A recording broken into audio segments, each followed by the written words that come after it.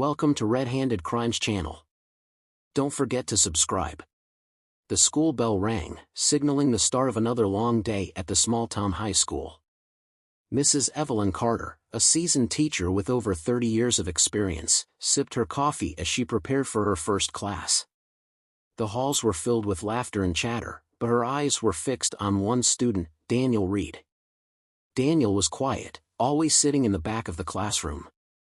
His clothes were often wrinkled, and his eyes carried a weight beyond his years. Other students paid him little attention, but Mrs. Carter saw something in him, a hunger for knowledge, buried beneath layers of hardship. One rainy afternoon, after class had ended, she noticed Daniel lingering near the doorway. His hands were stuffed into his pockets, his face cast downward. "Daniel," she called gently. He hesitated before stepping forward.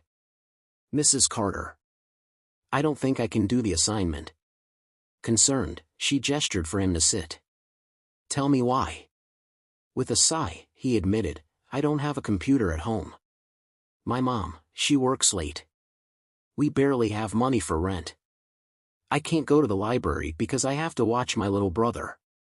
Understanding washed over her. She had seen students struggle before, but something about Daniel struck a chord in her. Without hesitation, she pulled open her desk drawer, retrieved an old laptop, and slid it toward him. "Take this," she said. "It's an old one of mine, but it still works. You can use it for your assignments. Just promise me you won't give up on your education." Daniel's eyes widened. "But I can't take this." "You can, and you will," she insisted with a warm smile.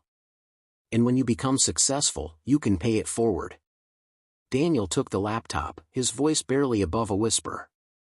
"Thank you, Mrs. Carter." Years passed.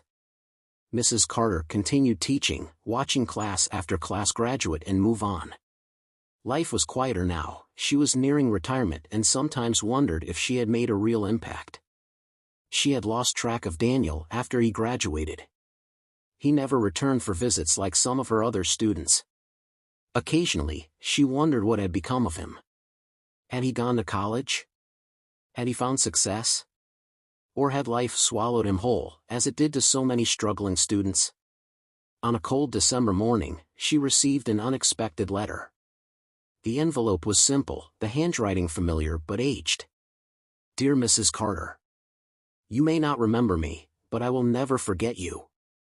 20 years ago, you did something no one else had ever done, you believed in me. That old laptop you gave me? It changed everything. It was the first step to a future I didn't think was possible. I want to meet you again. There's something I need to give you. Something I've waited years to say in person. With gratitude, Daniel Reed." Her heart pounded. Could it be? The next afternoon, she arrived at the designated cafe, her hands trembling as she stirred her tea. The door opened, and in walked a tall man in a crisp suit. His face had matured, but the eyes were unmistakable. "Mrs. Carter?" Daniel smiled. Tears pricked her eyes. "Daniel, my goodness. Look at you." They embraced, and for a moment, time disappeared. They sat down, and Daniel began to tell her his story, how he had used that laptop to study tirelessly, how he had earned a scholarship, and eventually, how he had started a successful tech company. He had spent years building his life, but through it all, he had never forgotten the woman who had set him on the right path. "I always told myself," he said, reaching into his pocket, "if I ever made it, I'd come back and repay you." He slid a set of keys across the table. Mrs. Carter picked them up, confused. "What is this?" "A house. Yours. Paid in full," he said. "You gave me the first tool to succeed.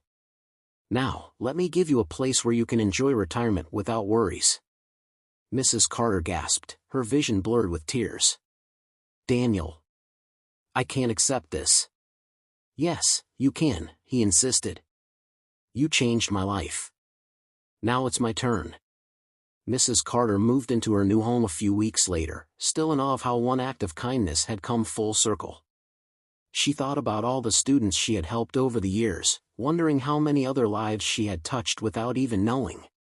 As she sat on her new porch, watching the sunset, she realized something profound. Sometimes, the smallest gestures create ripples that span lifetimes.